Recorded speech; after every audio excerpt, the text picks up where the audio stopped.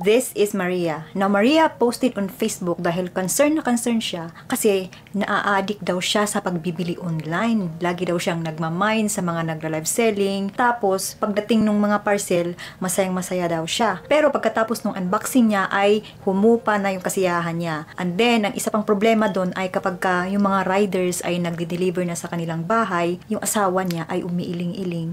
Tapos yung mga riders, tumatawa na lang. This is a great example na there is a problem these days about consumerism. I think sa panahon na to, ito talaga yung height ng consumerism. Talagang mataas yung level ng consumerism ng mga tao dahil sa online shopping. So Maria was sharing that on Facebook, on social media, dahil she was seeking advice dahil sa kanya is hindi na to normal and she wants to stop it. And I think sa ganyang sitwasyon is lagi kayong nag-aaway or nag-argue ng asawa mo dahil that kind of purchasing habit is not really healthy and it will drain your finances. Lalong-lalo na yung mga minamine is usually hindi mo kailangan. Dahil in most instances talaga, pag nag-scroll ka lang sa social media tapos may nakikita kang nagla-live selling, 100% guaranteed, hindi mo kailangan yung bagay na yan. Dahil if you really need something, hindi ka doon magsisik sa social media and then mag-i-scroll ka kung may nagla-live selling. Dahil kapag kailangan mo ang isang bagay, ikaw talaga ang maghahanap. Like, punta ka sa mall or lalabas ka para hanapin mo talaga yung bagay na kailangan mo, hindi yung mag-i-scroll ka lang sa social media and then magmamine ka. So in today's video, pag-uusapan natin kung bakit ito nangyayari and how to avoid this kind of behavior.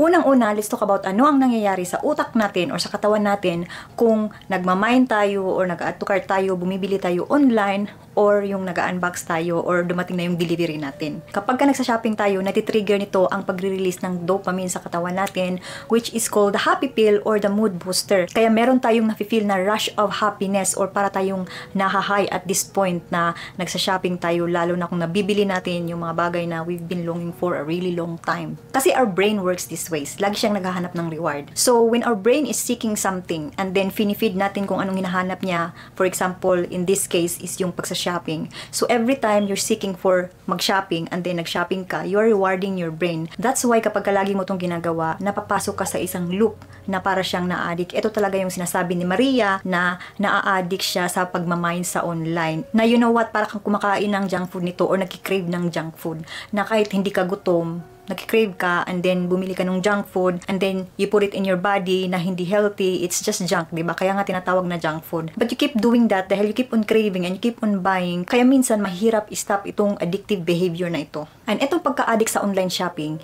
it roots to emotional self-concept. Ano ibig sabihin nito? Self-concept is kung how you view yourself or what you think others view sa iyong sarili. Halimbawa, bumibili ka ng mga bagay dahil you think na this product will create a lifestyle for you na makakapag-boost kung how others perceive you, kung ano yung image mo sa ibang tao. Na you think if you have this product, it will create an image sa ibang tao na successful ka or malaki ang narating mo or yung mga ganun na klase na perception, which is most of the time sa totoong buhay, hindi siya nangyayari. Dahil etong perception na to, it's not really happening na yung mga tao ay laging nag-iisip sa'yo kung, uy, si Maria, nakabili na ba ng ganito? Hindi yan usually pumapasok sa isip nila dahil busy din sila sa kanilang buhay.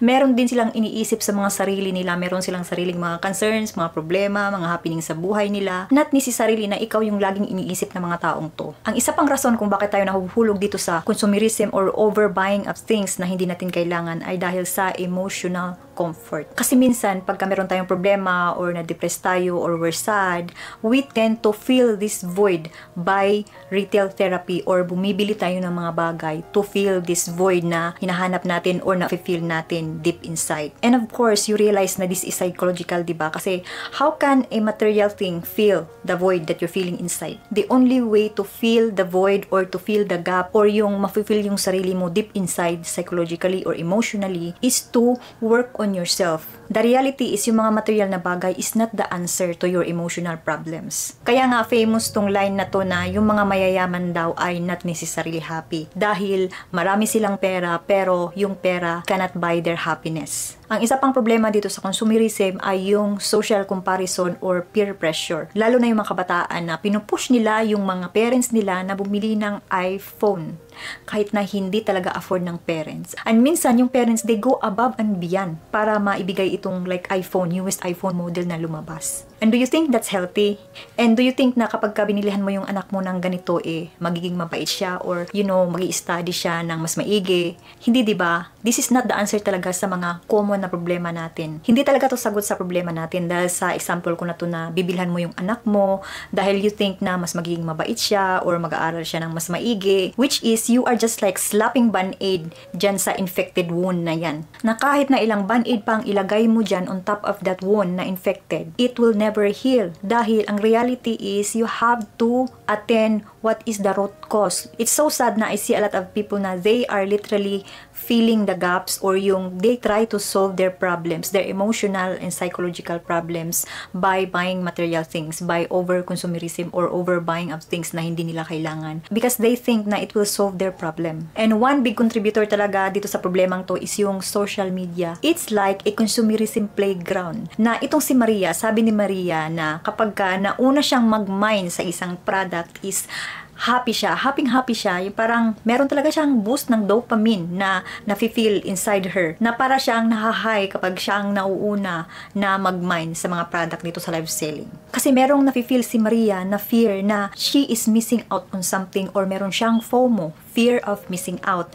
Ito yung ginagamit, for example, live selling ha. Live selling is live siya. So you feel na kapag nakapresent na itong product na to, like they are talking about this specific item talaga, is mamimiss out mo na siya pag hindi ka naunang mag-mine. So that is really a great example of fear of missing out.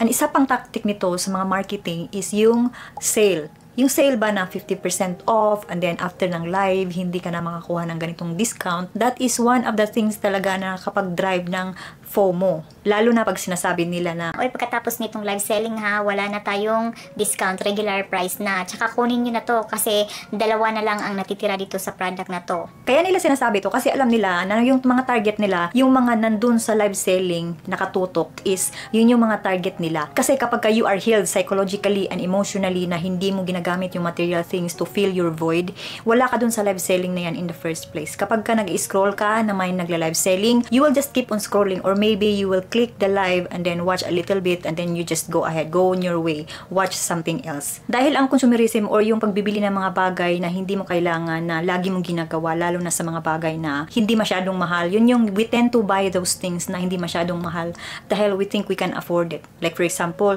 dito sa Canada is less than $50 or dyan sa Pilipinas ay mga 200 pesos na mga items. We think na ma-afford ko to, kaya bibilhin ko to. And that will keep happening dahil as I said, your brain is constantly seeking rewards and you keep rewarding your brain and then your brain thinks, I'm happy right now. It is a quick fix. Quick fix talaga kasi kapag meron kang jealousy na nafe-feel sa sarili mo, tapos bibilhin mo tong bagay na to para pagselosin yung kapitbahay mo. Pero in reality, yung kapitbahay mo hindi naman talaga nagsiselos sa'yo. Ikaw yung may selos. Ikaw yung may kailangan na i-heal sa sarili mo. And then you think, these material things, bibilhin mo siya dahil it will boost your self-image. And then ipopost mo sa social media para malaman ng buong sambayanan na meron ka nitong bagay na to. That is really the best example na I can tell you na kaya ka bumibili ng mga bagay na to or you are into overconsumption or consumerism dahil sa psychological and emotional problems mo. Na you are slapping material things dyan sa problema mo, emotional na problema mo or psychological maybe na hindi ka aware dahil you think it will solve your problem or it is a quick fix kung ano man yung nafe-feel mo sa sarili mo. And alam nyo, this is a good sign na si Maria ay nag-post ng ganito kasi aware na siya at this point. Awareness or self-awareness is the first thing na kailangang mangyari para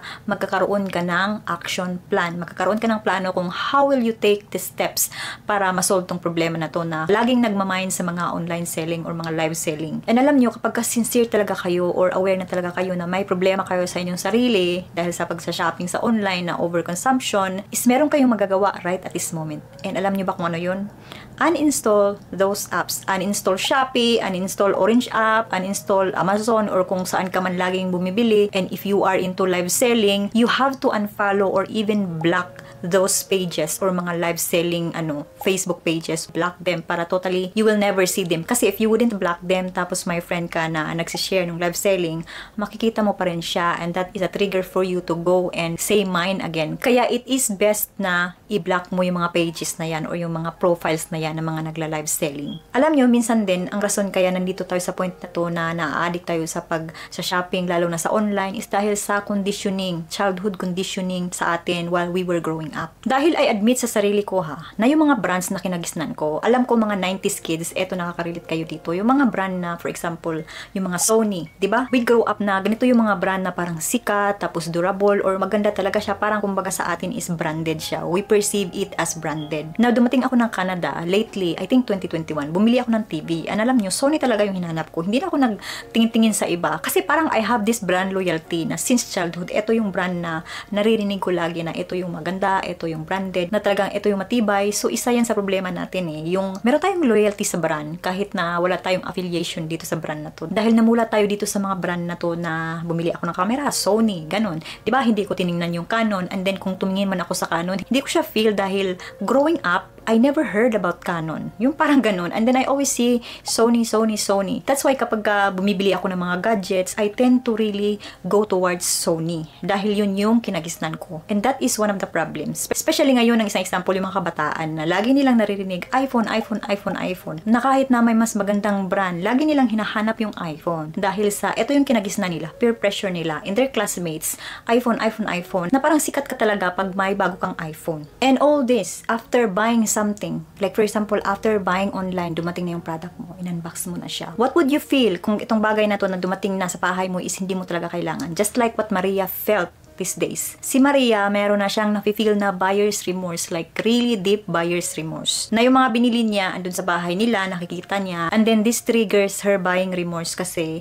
it's just sitting there. And then she realizes na, ba't ko to binili? Hindi ko naman to kailangan. At ang isa pa doon is kapag ka nakikita ng asawa niya, natitrigger, maybe nakaka-trigger ng away. So yun ang isang problema. Pero minsan, kahit na yung tao is nakaka-feel ng buying remorse, minsan gina-justify din nila na kaya ko to binili kasi nagtatrabaho naman ako, I deserve this, blah blah blah. Pero sa totoong buhay is na-feel mo yung negative impact ng pagbibili ng mga bagay na to sa finances mo. Hindi mo siya aminin kasi in the first place, kaya nandito ka sa point na to or kaya ka na-addict sa pagbibili sa online ay dahil sa you have this void. Meron kang problema emotionally and psychologically na instead of trying to find the solution na it will fit with your problem deep inside of you, na you will seek therapy na instead of doing those solutions or finding those solutions to your root problem, instead is gina-justify mo yung mga purchases mo and you are making it worse. And I believe na Maria is on her way na ma-fix yung problem niya dahil na self-aware na siya and then nag-post siya sa online para marinig niya yung mga kailangan niyang marinig.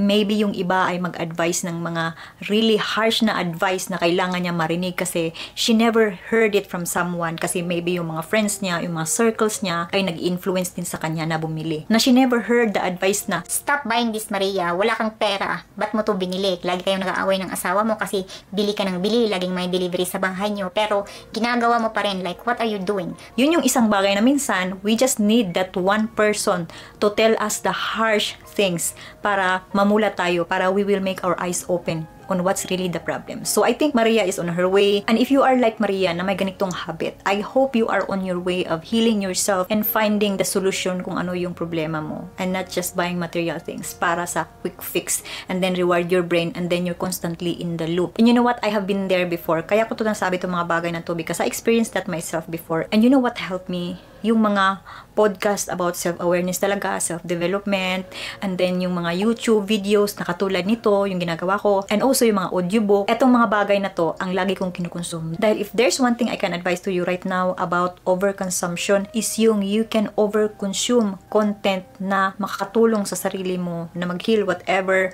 void you have in yourself. And then also about financial literacy. You can overconsume these things. That's what I've been doing for the past 5 years na I overconsume content about financial literacy, psychological, emotional, and mental na mga type of content, educational content. And I learned a ton of things through the years. That's why I'm sharing it through this channel. And if you would like to watch one more video about self-development, the video is right here. Go watch it if you like. Thank you so much for watching. I appreciate all of you who are here watching my videos. Thank you so much again, and I'll see you on my next one.